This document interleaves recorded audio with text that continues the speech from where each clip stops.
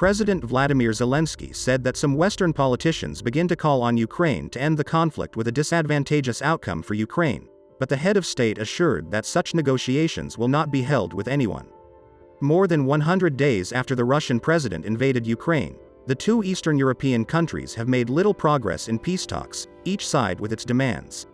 As the fighting continues, some world leaders and experts asked in recent weeks how does the end of the conflict would look like. For its part, Ukraine has firmly pledged not to end hostilities until Russian troops return to their positions before the invasion, and Putin said he will not agree to a halt until the two countries have resolved the Donbas and occupied Crimea problem.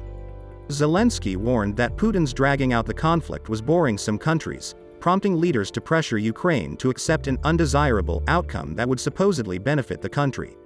Everyone wants to quietly push us toward some outcome that is undesirable for us, because we haven't been asked for it yet, but beneficial for other parties who have their interests.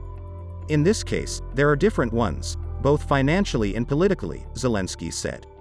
Despite growing exhaustion as the conflict drags on, Zelensky said he currently has no plans to negotiate a peace plan with Russia. These negotiations are currently at zero, he said. At the same time, Zelensky believes that Ukraine should cooperate with all European countries and countries of the world. We should also remind you that the president of Ukraine said that at the moment he has enough opportunities to bring the idea of introducing a visa regime with the Russian Federation to a positive conclusion. While world leaders generally support Ukraine, some leaders are in favor of a diplomatic end to the conflict. Over the weekend, the French president was criticized by Ukrainian officials for stating that Russia does not need to be humiliated to win Ukraine.